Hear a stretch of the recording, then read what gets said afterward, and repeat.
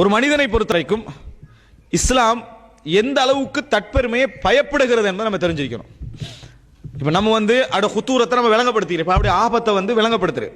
ஆனால் ரசூலுல்லாஹி ஸல்லல்லாஹு அலைஹி வஸல்லம் அவர்கள் எங்களுக்கு என்ன சொல்றாங்க, இதை வலியுறுத்தி ரசூல் ஸல்லல்லாஹு அலைஹி வஸல்லம் சொல்றாங்க, அதாவது மா அக்ஷா அலைக்கும் உத்தன் மா அக்ஷா அலைக்கும் அன் துஸ்னிபு, நீங்கள் பாவம் செய்வதை நான் பயப்படவில்லை.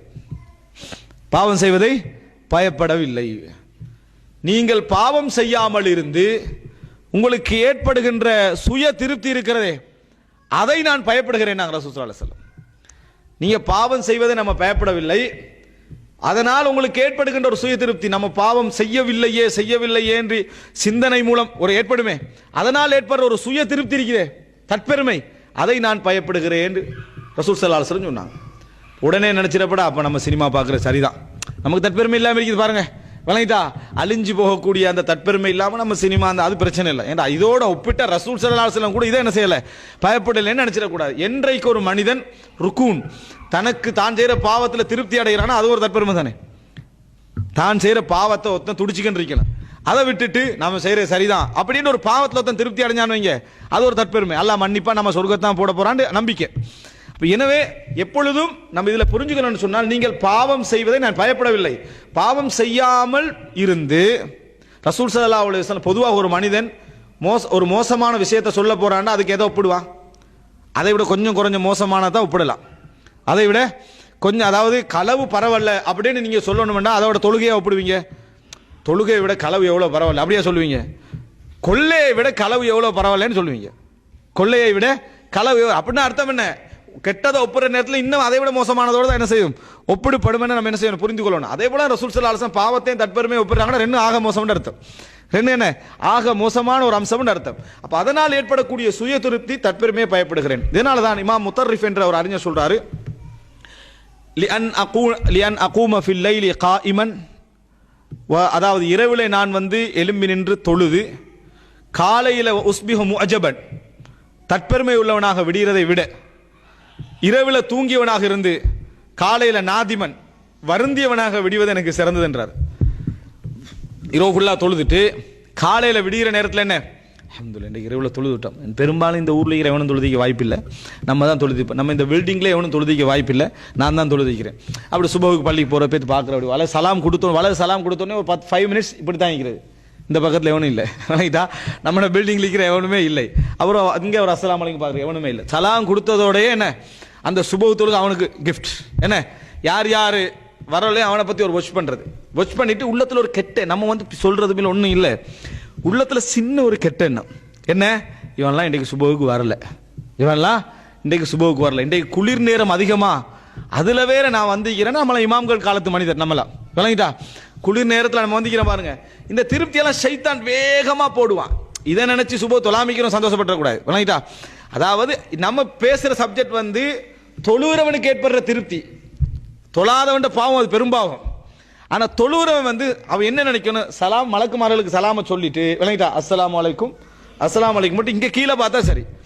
அன்றைக்கு தான் அந்த மற்ற 4 நேரத்தில் பார்க்காத அளவுக்கு பார்க்கறது சுபஹுக்கு, விளங்கிட்டா, அஸ்ஸலாமு அலைக்கும் இங்கே சலாம் பார்க்குற, இங்கே பார்த்து உள்ளத்துக்குள்ள என்ன வருது, எவனவன் பள்ளிக்கு வரல, இவன்லாம் சுபஹுக்கு என்ன செய்யல, பள்ளிக்கு வரல, உள்ளத்துக்குள்ள என்ன ஒரு சின்ன இது, 2ஆம் நாளும் வரல, 3ஆம் நாளும் வரல, நீங்க போயிட்டீங்கன்னு வைங்களேன் மோஜப், அது பிறகு ஒத்தனும் பள்ளிக்கு வரதில்லை என்று என்ன, உண்மையிலேயே அங்கலாய்ப்பதில் நன்மை இருந்து அப்படி சொல்லலாம், ஒத்தனும் பள்ளிக்கு வாரது இல்லை, என்ன லாபம், ஒன்றும் இல்லை. நீங்க பொதுவாக உங்களுக்கு ஒரு மார்க்க உரையில பள்ளிக்கு வர சொல்ல கிடைக்குதா, நல்லது. ஒரு 10 பேருக்கு விஷயத்தை சொல்லி வர வைக்க கிடைக்குதா, நல்லது. அந்த பில்டிங்லேயே எல்லாரும் பள்ளிக்கு வர வைக்கிறதுக்கு முயற்சி எடுக்கலாமா, நல்லது. அதை விட்டு எல்லாரும் வரல என்ற நான் வாரேன் அர்த்தம் தானே, அதானே அர்த்தம். ரசூல் ஸல்லல்லாஹு அலைஹி வஸல்லம் சொன்னாங்க, ஹலக்கன் நாஸ், மக்கள் எல்லோரும் அழிந்து விட்டார்கள் யாராவது சொன்னா ஃபஹுவ அஹ்லகுஹும், அவர் தான் அதிலேயே மிகவும் அழிந்து போனவர். நாங்கள் ரசூலுல்லாஹ், எல்லாரும் அழிஞ்சிட்டாங்க, எல்லாரும் நாசமாயிட்டாங்க, எல்லாம் கெட்டு போச்சு, எல்லாம் முடிஞ்சது அப்படின்னு யாராவது சொன்ன அர்த்தம் என்ன, அவன் தான் அதுல முதலாவது ஆனவன் என்று ரசூலுல்லாஹி ஸல்லல்லாஹு அலைஹி வஸல்லம் செய்றாங்க, சொல்றாங்க. எனவே நம்ம எப்பொழுதும் அந்த முத்தரிஃப் என்ற அறிஞர் சொல்றாரு, இரவுல தொழுகிறவனாக இருந்து காலையில நான் எனது முஅஜப் ஒரு திருப்தியோடு விடுவதை விட, இரவுல தூங்குறவனாக இருந்து காலையில நான் கவலையாக விடுகிறது எனக்கு சிறந்த. அவர் சொன்னது இரவு தொழுகை வித்ர் தொழுகை, சுபஹ் தொழுகை இல்லை. அவர் சொன்னது இரவு தொழுகையையும் வித்திரு தொழுகை தான் என்ன சொன்னார். அப்படி இருந்து நம்ம பெருமிதம் அடைகிறதை விட இது எனக்கு என்னது சிறந்தது அப்படின்றது. எனவே எப்பொழுதும் நம்ம மற்றவர்களுடைய அமல்களையும் இஹ்திபார் பண்ண போகக்கூடாது, எங்களுடைய அமலையும் மற்றவர் இஹ்திபார் பண்ண விடக்கூடாது. மற்றவருடைய அமலை இப்போ ரமதானில் இருப்போம், ரமதான் இருக்கிற நீங்கள் எவ்வளோ ஓதிக்கிறீங்கன்னு கேட்குறது. அப்போ அவர் ஒரு 5 ஓதிக்கணும், அல்ஹம்துலில்லாஹ் நான் ஒரு 12 ஓதிட்டேன். தேவையா இது? அவராக எழுதுறாரு உங்களோட நன்மையை இல்லை. அப்போ அவருக்கும் சங்கடம். 5 ஓதுனா அவருக்கு என்னது, நம்ம 5 சொல்ல வேண்டியிருக்குதுன்னு 5, அதுவும் சங்கடம். இவருக்கு திருப்தி. ஏன்? இவர் எப்பயும் தனக்கு கீழே உள்ளதை பார்க்குறார். இமாம் இப்னு ஹஸம் ரஹிமஹுல்லாஹ் அவர்கள் உஜுப் சம்பந்தமாக ஒரு பாயிண்ட் சொல்றாரு. எப்படின்னா, எப்பொழுதுமே உலக விஷயத்தில் கீழுள்ளவர்களை பார்க்க வேண்டும், மார்க்க விஷயத்தில் மேலுள்ளவர்களை என்ன செய்யணும், பார்க்கணும். எப்படி பார்க்கக்கூடாது? பரவாயில்ல, நம்ம ஒரு 3 நேரமாக தொழுறோம், அவன் தொழுறானே இல்லையே, நம்ம 3 நேரமாக தொழுகிறோம் அல்ஹம்துலில்லாஹ், அப்படி பார்க்கக்கூடாது. அது மார்க்க விஷயத்தில் அப்படி பார்க்கவே கூடாது. உலக விஷயத்தில் தான் நான் அவனை விட கொஞ்சம் என்ன செய்யற அதிகமாக இருக்கிறேன் அப்படின்னு நினைக்கணும். மார்க்க விஷயத்தில் எங்கட மேல் உள்ளவங்களை பார்க்கணும். மார்க்க விஷயத்தில் என்னடா அவன் அப்படி இருக்கிறேன். இப்போ நாங்கள் என்ன செய்யறோம்னு சொன்னால், நம்ம கெட்டு போனதன் காரணமாக ரிசர்ச் எல்லாம் பண்றது கெட்டு போனவர்களோட தான். யாரெல்லாம் அமல்ல குறைவாக இருக்கிற, நீங்க எவ்வளவு தொழுதிக்கிறீங்க, நீங்க எவ்வளவு ஓதிக்கிறீங்க, அப்ப அவரே வேறு கொஞ்சம் அவங்களுக்கு ஒரு இமாம் ஆகிக்கலாமே.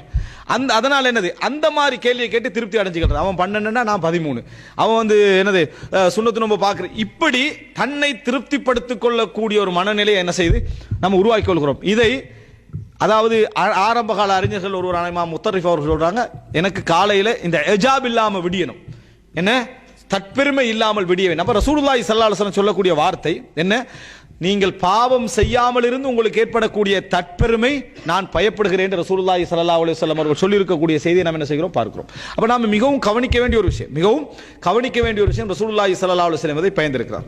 ரசூலுல்லாஹி ஸல்லல்லாஹு அலைஹி வஸல்லம் காலத்திலே நடந்த ஒரு விஷயத்தை பாருங்க. எப்பொழுதும் தற்பெருமை என்பது சில பொழுது உங்களுக்கு உங்களை வச்சு மட்டும் வராது, உங்களோட சொத்தை வச்சு வரும். அதாவது அது உங்களுக்குள்ள இல்லை, வெளியே இருக்குது, அதை வச்சு வரும். குடும்பத்தை வச்சு வரும், மனைவியை வச்சு வரும், பிள்ளையை வச்சு வரும். எதெல்லாம் வச்சு என்ன செய்யும், வரலாம். வெளிரங்கமான நிகழ்வுகளை வச்சு வரலாம். பார்க்குறோம், சஹாபாக்கள் பத்ர் யுத்தத்தில் கொஞ்சம் பேராக இருந்தாங்க. அவங்களுடைய டோட்டல் நம்பிக்கையும் எப்பயும் கொஞ்சமாக இருந்தால் யாரில் நம்பிக்கை நமக்கு அதிகமாக இருக்கும், உண்மையான இறையச்சம் இருந்தால் அல்லாஹ்ல தான் என்ன செய்யும் நம்ம நம்பிக்கை அதிகமாக. இப்போ பத்ர் யுத்தத்தில் அப்படி நல்ல நம்பிக்கையோடு இருந்தாங்க. ஹுனைன் யுத்தத்துக்கு வார நேரத்தில் ஏற்கனவே எல்லாரும் வெற்றி, இந்த சகீஃப் ஹவாஸின் என்ற 2 கோத்திரங்களை தவிர அந்த யுத்தம் முழுமையாக என்னது, அதாவது வெற்றி அடைந்து இப்போ அவங்களுக்கு எதிரான யுத்தம் தான் ஹுனைன் யுத்தம். இந்த ஹுனைன் யுத்தத்தில் மக்கள் பார்க்குறாங்க, எப்படி இந்த பக்கம்லாம் பார்க்குறாங்க, க்ரௌடுன்னா அப்படி க்ரௌடு. யுத்த காலத்தில் பல்லாயிரக்கணக்கான மக்கள் யுத்த காலத்தில். அது அவங்களுக்குள்ள ஒரு திருப்தி. என்ன, நம்ம பத்ர் யுத்தத்திலேயே நம்ம வெற்றி கொண்டோம், இதுல நான் நினைக்கலாமா, மோதலாமா அவங்களுக்கு? பத்ர் யுத்தத்தில் நம்ம பத்ர் யுத்தத்தில் வெற்றி கொண்டோம் அப்படின்னு நினைச்சுதான் வரல. நான் உங்களுக்கு விளங்கப்படுத்துறேன், விளங்கிட்டா? அதாவது நம்ம அந்தந்த மாதிரி பெரிய பெரிய இந்த அதாவது சின்ன சின்ன யுத்தங்கள் எல்லாம் பெரிய பெரிய யுத்தங்கள் எல்லாம் சின்ன கிரௌடோட என்ன செஞ்சுக்கிறோம், வெற்றி பெற்றிருக்கிறோம். இது என்ன பெரிய கிரௌடு, இதுல நமக்கு மோதவே முடியாது என்கின்ற அளவில் அவங்க நினைக்கிறாங்க. அல்லாஹு தஆலா மிக மிக மிக வெறுக்கக்கூடிய ஒரு விஷயம் தான் இந்த பெருமை. அதாவது இந்த ரசூல் ஸல்லல்லாஹு அலைஹி வஸல்லம் சொன்னார்களே, அல் கிப்ரியாஉ, அதாவது ரிதாய், பெருமை என்பது எனது மேலாடை, பெருமை என்பது எனது மேலாடை. ஃபமன் நாஸஅனி ஃபீ, யாரு பெருமை அடிக்கிறோம் அதில் போராடுற மாதிரி, அதை களைவதற்கு போராடுவது போலேன்னு ரசூலுல்லாஹ் ஒப்பிட்டார்கள். அந்த அளவுக்கு ஒரு மோசமான செயல். இப்போ இவர்கள் வந்து அந்த ஒரு சாதாரண ஒரு தற்பெருமை வந்த உடனேயே ஒன்றுமே காட்டிக்கல, உள்ளத்தில் ஒரு தற்பெருமை. இது செகண்டுக்கு ஏற்பட்டதா, காலங்காலமாக ஏற்பட்டதா? இது அந்த செகண்டுக்கு ஏற்பட்டது, அது அந்த நிலைமையில் ஏற்பட்டது. அல்லாஹ் பிடிக்கல, அது அல்லாஹு தாலா பிடிக்கல. பாருங்க, அல்லாஹு தாலா யாருக்கு நிஅமத் அதிகமாக வழங்கிக்கிறானோ அவர்களை அவசரமாக தண்டிப்பான், அவர்களை அவசரமாக தண்டிப்பான். யாருக்கெல்லாம் நிஅமத்துக்களை குறைய கொடுத்து, அறிவை குறைய கொடுத்து அவங்களுக்கு லேட் ஆக்குவான். இல்லைன்னா காலாகாலமாக தற்பெருமைன்றது நம்ம உள்ளத்தில் ஏற்பட்டுக்கிட்டு தான் இருக்குது. எங்களுக்கெல்லாம் அப்படி ஒரு சோதனை அல்லாஹ் தரல. நபித்தோழர்கள் அந்த செகண்டுக்கு தான் நினைச்சாங்க, உடனே அல்லாஹ் என்ன செஞ்சான், கண்டிச்சாண்டா. அவங்கள அல்லாஹ் விரும்பலைன்னு அர்த்தம் இல்லை, அவங்கள அல்லாஹ் அதிகமாக விரும்புறான்னு அர்த்தம். அதனால தான் இமாம் இப்னுல் ஜௌஸி ரஹிமஹுல்லாஹ் அவர் சொன்னார்கள், அல் மஅசியத்து பஅதல் மஅசியா அஸாப். ஒரு பாவம் செஞ்ச பின்னால மறுபடி பாவம் செய்றீங்கன்னு சொன்னா அது உங்களுக்கு அஸாப்னு அர்த்தம். இறைவனுடைய ஒரு பாவம் செஞ்ச பின்னால அடுத்த பாவம் செய்யறதுக்கு உங்களுக்கு எந்த ஒரு டிஸ்டர்பும் இல்லாம சான்ஸ் கிடைக்குதுன்னா அல்லாஹ் உங்களை தண்டிக்கிறான்னு அர்த்தம். ஒரு பாவம் செய்த உடனேயே உங்களுக்கு பெரிய சோதனை வந்து விழுந்து உங்களுக்கு எதுவுமே செய்ய முடியாத நிலைமை வந்தேன்னா அல்லாஹ் உங்களை விரும்புகிறான்னு அர்த்தம். அல்லாஹு தாலா உங்களை விரும்புகிறான்னு அர்த்தம். இந்த இடத்துல அவங்க அதை செய்த உடனே அல்லாஹ் தஆலா தண்டிக்கிறான். அல்லாஹ் தஆலா சொல்றான், அதாவது லக்கத் நஸரக்குமுல்லாஹு ஃபீ மவாத்தின கஸீரத்தின் வ யௌம ஹுனைன். அல்லாஹ் உங்களுக்கு பல இடங்கள்ல உதவி செஞ்சிருக்கிறான். ஹுனைனுடைய நேரத்திலும் உதவி செய்தான். இஸ் அஅஜபத்கும் கஸ்ரத்துக்கும் ஃபலம் துக்னி அன்கும் ஷைஆ. உங்களது கிரவுட் உங்களுக்கு பெருமையை தந்தது. உங்களோட கிரவுட் இது உங்களுக்கு பெருமையை தந்தது. உங்களுக்கு அந்த கிரவுட் பெருமையை தந்துட்டு அல்லாஹ் ரிசல்ட்ட சொல்றான் என்னடா, ஃபலம் துக்னி அன்கும் ஷைஆ. பெருமையை தந்த உங்களுக்கு அது எந்த பிரயோஜனத்தையும் தரல என்றான். பெருமையை தந்த எது உங்களுக்கு எந்த ஒரு பிரயோஜனத்தையும் தரவில்லை அப்படின்னு அல்லாஹ் தஆலா சொல்றான். அப்ப அல்லாஹ் என்ன செய்யறான்னு சொன்னால், அந்த கிரவுட் என்ற பெருமிதத்தை அங்கே உடைச்சு காட்டினான். அந்த கிரவுட் என்ற பெருமிதத்தை கடைசியில் ரசூல் ஸல்லல்லாஹு அலைஹி வஸல்லம் அவர்களும் ஒரு சில தோழர்களும் நின்று பிடிச்சித்தான் அந்த யுத்தத்தை திருப்பி கொண்டு வர வேண்டியிருந்துச்சு. அந்த ரசூல் ஸல்லல்லாஹு அலைஹி வஸல்லம் அந்த இஹ்லாஸாக ஆரம்பத்தில் பையத்து செய்ய நபி தோழர்களை அழைத்து தான் அந்த யுத்தத்தை மறுபடி பழைய நிலைக்கு என்ன செஞ்சாங்க, கொண்டு வந்தார்கள். அப்படி என்று சொன்னால் என்றைக்கும் புரிந்து கொள்ள வேண்டும், இஸ் அஜாப், நமக்கு எதை ஒன்றை வைத்தும் என்ன செய்யக்கூடாது, இந்த அஜாப் வரக்கூடாது, இந்த தற்பெருமை வரக்கூடாது. சில பொழுது உள்ளத்துல தற்பெருமை இல்லாம இருக்கும், ஆனா அந்த வார்த்தையை நம்ம சொல்றதுல பிரச்சனை இல்லையே நினைப்போம். நம்ம உள்ளத்துல இல்லாது விட்டாலும் கூட வார்த்தையில தற்பெருமையுடைய வசனமாக இருந்தால் அதை என்ன செஞ்சிடணும், விட்டுறணும். நம்மகிட்ட ஒரு பழக்கம், நம்ம பெருமைக்காக வேண்டி சொல்லலை அப்படின்ட்டு பெருமையாக தான் சொல்றது, புறத்துக்காக வேண்டி சொல்லலைன்னு பேசுறது புறம் தான், சொல்லி காட்டுறதுக்கு சொல்லலைன்னு சொல்லி காட்டுறது தான் செய்யறது. அந்த முன்னுரை எப்படி இருக்கும்னா அது இல்லாத மாதிரி என்ன செய்ய இருக்கு. இவருக்கு மற்றவங்களுக்கு என்ன டிஃபரெண்ட்னா, இவர் முன்னுரை சொன்னாரா, அவர் முன்னுரை சொல்லலை, இவ்வளவுதான். ஆனால் ரெண்டு பேரும் செய்யற வேலை என்ன, நான் பெருமைக்காக சொல்லலைன்ட்டு பெருமையை சொல்றது. அப்ப எனவே மிக கவனமாக இருந்து கொள்ள வேண்டும். என்னன்னு சொன்னால், நம்மை அதாவது தற்பெருமை ஏற்படுத்தக்கூடிய செயல்கள் ஒன்றாக நமக்கு சூழ உள்ள கிரவுடு, பொருளாதார இவைகள் கூட என்ன செய்யலாம், அமையலாம். இது ரசூல் ஸல்லல்லாஹு அலைஹி வஸல்லமுடைய வாழ்நாள்ல ரசூலுல்லாஹ் தற்பெருமை அந்த அடிக்கல. அபூபக்கர் ரலியல்லாஹு, உமர் ரலியல்லாஹு, உஸ்மான் ரலியல்லாஹு, அலி ரலியல்லாஹு, அவங்க யாருமே என்ன செய்யல, தற்பெருமை அடிக்கலாங்க. ஆனா சோதனை அவங்களுக்கு சேர்த்தா வந்துச்சு. சோதனை அவர்களுக்கும் சேர்த்து தான் என்ன செய்தது, வந்தது என்பதை நம்ம புரிந்து கொள்ள. எனவே நாம போற இடத்துல நம்மளோட ஒரு 10-20 பேர் தற்பெருமையோடு உள்ளவர்கள் இருப்பார்களாக இருந்தால் அது யாரை சேர்த்து பாதிக்கும், எங்களுடைய பயணத்தையும் சேர்த்து என்ன செய்யும், பாதிக்கும் என்பதை நாங்கள் புரிந்து கொள்ள வேண்டும். எனவே இது மிக பிரதானமான மூன்றாவது பகுதி. சுன்னா இந்த அஜாப், அதாவது கிரவுட் என்கின்ற சிந்தனையை, நம்மட்டுள்ள பலங்களை பற்றிய நம்பிக்கையை சுன்னா என்ன செய்து மிகவும் கடுமையாக எச்சரிக்கிறத பார்க்கிறோம். யூதர்கள் ஒரு கோட்டை என்ன செஞ்சிருந்தாங்க, அவங்களுடைய புல் பாதுகாப்புமே என்ன இருந்தா கோட்டை தான். அந்த கோட்டையை பூட்டிக்கிறது. அல்லாஹு தஆலா சொல்றான், வதன்னு அன்னஹும் மானிஅத்துஹும் ஹுசூனுஹும் மினல்லாஹ், தங்களது கோட்டை இறைவனை விட்டு எங்களை தடுத்து விடும் அப்படின்னு அவர்கள் நினைத்தார்கள்ன்றான். இறைவனை விட்டு தடுத்து விடும் என்று சொல்லி அவங்க நினைச்சிருப்பாங்களா? அப்ப இறைவன் அந்த வார்த்தையை ஏன் சொல்றான் அப்படி என்று சொன்னா, எங்களுக்கு ஆபத்தே வராதென்று ஒருவன் ஏதாவது ஒன்றை வச்சு நினைச்சான்னு சொன்னா இறைவனை மறக்கிறான் அர்த்தம், இறைவனை மறக்கிறான் அர்த்தம். அப்ப எனவே இறைவனை அவன் மறந்தான்னு சொன்னா இறைவனிடமிருந்து அது தடுக்கும் என்று அவர்கள் நினைத்தார்கள்.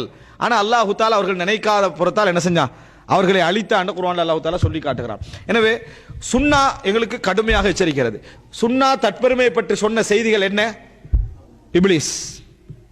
இப்லீஸ் தற்பெருமை அடித்தான், அதனால என்ன செஞ்சா அழிஞ்சு போனதை நம்ம பார்க்கிறோம். ரசூலுல்லாஹி ஸல்லல்லாஹு அலைஹி வஸல்லம் அவர்கள் தற்பெருமை பத்தி என்ன செய்றாங்க, கடுமையாக கண்டிக்கிறார்கள். பாவத்தை விட பெரிய ஒரு பாவமாக என்ன செய்றாங்க ரசூல் ஸல்லல்லாஹு அலைஹி வஸல்லம் சொல்றாங்க. அதே போல ஹுனைன் யுத்தத்தில் ஏற்பட்ட கிரவுடை பற்றி ஏற்பட்ட தற்பெருமை அவங்களை அழிச்சதை பார்க்கிறோம். யூதர்கள் அவர்களை கோட்டையை வைத்து என்ன செஞ்சாங்க, நம்மளுக்கு எந்த ஆபத்தும் வராது அப்படின்னு நினைச்சாங்க, அதனால் அழிக்கப்பட்டதை பார்க்கிறோம்.